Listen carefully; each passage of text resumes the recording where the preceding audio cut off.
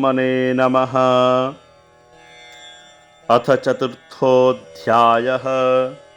श्रीभगवानुवाच इमं विवस्वते योगं प्रोक्तवानहमव्ययम् विवस्वान्मनविप्राह मनरिक्ष्वाकवे ब्रवीत्।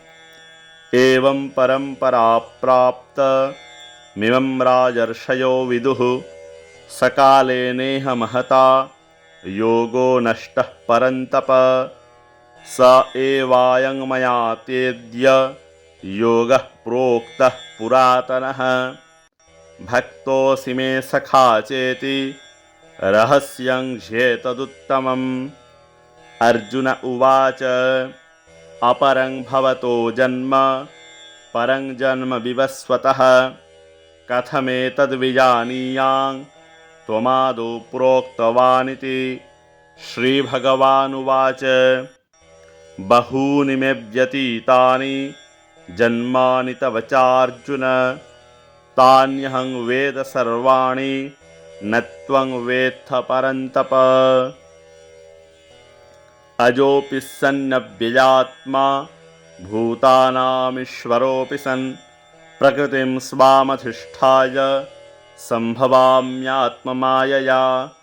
यदा यदा हि धर्मस्य ग्लानिर्भवति भारत अभ्युत्थानमधर्मस्य तदात्मानं सृजाम्यहम्।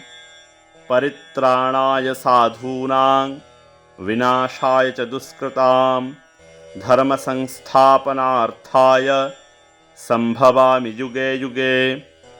जन्म कर्म च मे दिव्यमेवं यो वेत्ति तत्त्वतः त्यक्त्वा देहं पुनर्जन्म नैति मामेति सोऽर्जुन। वीतरागभयक्रोधा मन्मया मामुपाश्रिताः बहवो ज्ञानतपसा पूता मद्भावमागताः। ये यथा मां प्रपद्यन्ते तांस्तथैव भजाम्यहम्। मम वर्त्मानुवर्तन्ते मनुष्याः पार्थ सर्वशः काङ्क्षन्तः कर्मणां सिद्धिं यजन्त इह देवताः। क्षिप्रं हि मानुषे लोके सिद्धिर्भवति कर्मजा। चातुर्वर्ण्यं मया सृष्टं गुणकर्मविभागशः तस्य कर्तारमपि मां विद्यकर्तारमव्ययम्। न मां कर्माणि लिम्पन्ति न मे कर्मफले स्पृहा इति मां योऽभिजानाति कर्मभिर्न स बध्यते। एवं ज्ञात्वा कृतं कर्म पूर्वैरपि मुमुक्षुभिः कुरु कर्मैव तस्मात् त्वं पूर्वैः पूर्वतरं कृतं। किं कर्म किमकर्मेति कवयोऽप्यत्र मोहिताः तत्ते कर्म प्रवक्ष्यामि यज्ञात्वा मोक्षसे शुभात्। कर्मणो ह्यपि बोद्धव्यं बोद्धव्यं च विकर्मणः अकर्मणश्च बोद्धव्यं गहना कर्मणो गतिः।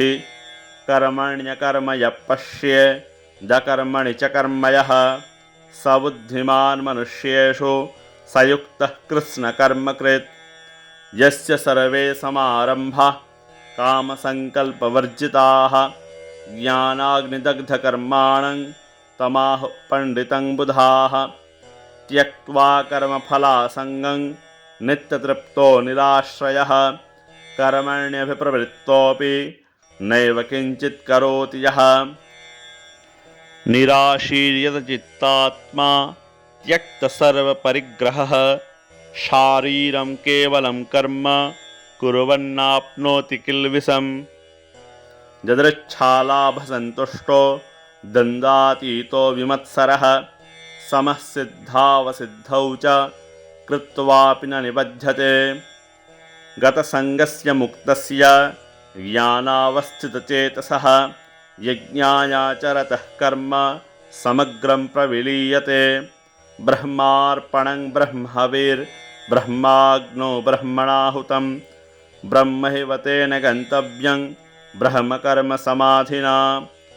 दैवमेवापरे यज्ञं योगिनः पर्युपासते ब्रह्माज्ञावपरे यज्ञं यज्ञेनैवोपजुह्वति श्रोत्रादीनिन्द्रियाण्यन्ये संयमाग्निषुजुह्वति शब्दादीन् विषयानन्य इन्द्रियाग्निषुजुह्वति सर्वाणीन्द्रियकर्माणि प्राणकर्माणि चापरे आत्मसंयमयोगाग्नौ जुह्वति ज्ञानदीपिते द्रव्ययज्ञास्तपोयज्ञा योगयज्ञास्तथा परे स्वाध्यायज्ञानयज्ञाश्च यतयः संशितव्रताः अपाने जुह्वति प्राणं प्राणे पानं तथा परे प्राणापानगतिरुद्ध्वा प्राणायामपरायणाः अपरे नियताहारः प्राणान् प्राणेषु जुह्वति